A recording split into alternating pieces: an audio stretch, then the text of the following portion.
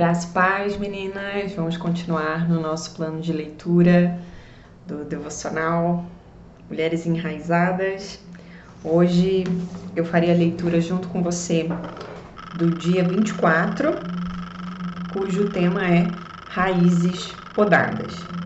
O versículo de hoje é: todo ramo que, estando em mim, não dá fruto, ele corta, e todo que dá fruto, ele poda, para que dê mais fruto ainda. João, capítulo 15, versículo 2. Tempos atrás, conversei com uma amiga que passava pelo processo de adaptação a uma nova cidade. E ela me disse: descobri que as raízes são podadas. Eu não sabia disso até então, imaginava que somente os galhos podiam ser podados. Mas ela tinha razão. As raízes precisam ser aparadas a fim de estarem prontas para receber os nutrientes de uma nova terra. É o que acontece quando uma árvore está para ser transplantada. Precisa que as raízes sejam podadas se o objetivo é voltar a crescer e se desenvolver em um novo ambiente. Costumamos falar a respeito das transições divinas e achamos bonito escutar a explicação acerca da transformação. Mas nem sempre nos atentamos ao fato de que o sofrimento está presente durante todo o processo. Ao mudar de cidade, por exemplo, a pessoa se afasta de suas raízes familiares e isso pode lhe causar tristeza e ansiedade. Passar por um tratamento médico, dependendo da gravidade, pode gerar dores e perdas. Reformar uma casa exige muita paciência e persistência diante das estruturas que vêm abaixo, da bagunça generalizada e do pó que circula pelo ar. Por isso, muitas de nós nem sempre conseguimos vencer a depressão e a dor de entender os tempos de transição marcados por Deus. E aqui há uma verdade simples e profunda. Deus age por meio de estações. Segundo o profeta Daniel, Deus põe e depõe reis. E isso quer dizer que é Ele que tem o poder de controlar os tempos e tudo o que acontece. Os processos de crescer e diminuir, ganhar e perder, estar bem ou estar mal, abraçar e soltar, nascer e morrer, explicam a vida humana em seu conjunto. Agora, seja em qual fase nos encontramos, temos de estar sempre cientes de que, enquanto vivemos e andamos com Deus, seremos podadas. A poda divina, porém, não tem a intenção de eliminar, cortar e jogar fora, mas de aparar, renovar e possibilitar crescimento e ainda mais vida. É exatamente o que o texto bíblico de hoje nos ensina. Em contrapartida, você pode estar pensando: mas se tudo está indo tão bem na minha vida, por que mudar? A resposta é fácil. A poda é necessária para que as suas raízes sejam fortalecidas em um novo lugar e em um novo tempo, e a fim de que você tenha a oportunidade de ampliar o seu círculo de relacionamentos, influência e vá de glória em glória. E isso requererá a submissão à poda de Deus. As feridas, os aparos, a eliminação das pontas secas e quebradiças tem como propósito nos livrar de algo que julgamos demasiadamente importante e que talvez esteja nos impedindo de aprofundarmos as nossas raízes de forma saudável em uma nova terra. Lembre-se, a poda sempre se dá em ciclos e estações, por isso não durará para sempre. Mulher, o Senhor é fiel para concluir o cultivo que iniciou em você.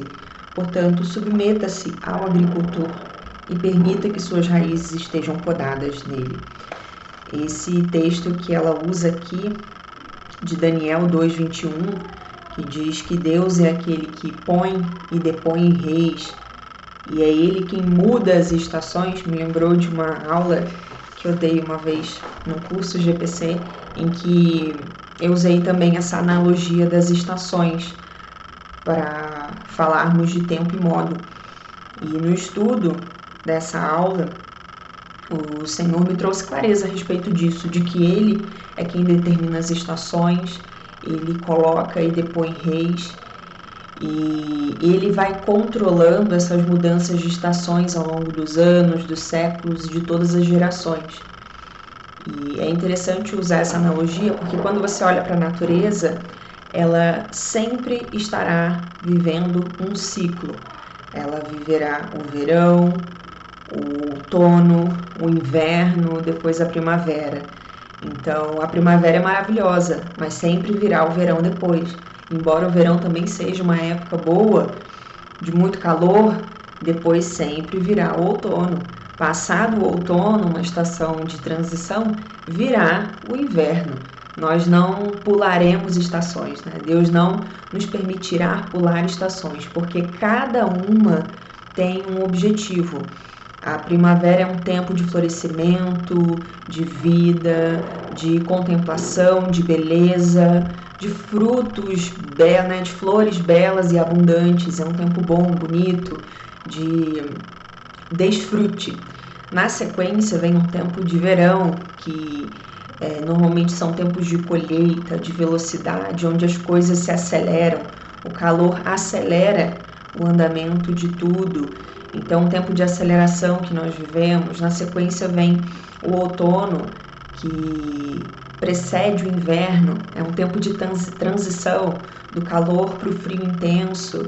E é um tempo, às vezes, um pouco estranho, um pouco parado, mas é um processo de transição que está acontecendo e nos preparando para a chegada do inverno, que é um tempo muito difícil, onde as raízes são aprofundadas, as folhas não crescem e do lado de fora a árvore fica seca, mas abaixo da terra as raízes estão se aprofundando e esse é um período de dores, de poda, onde Deus nos desafia em muitos lugares difíceis e quando nós nos submetemos a cada uma dessas fases, nós as vivemos de maneira melhor.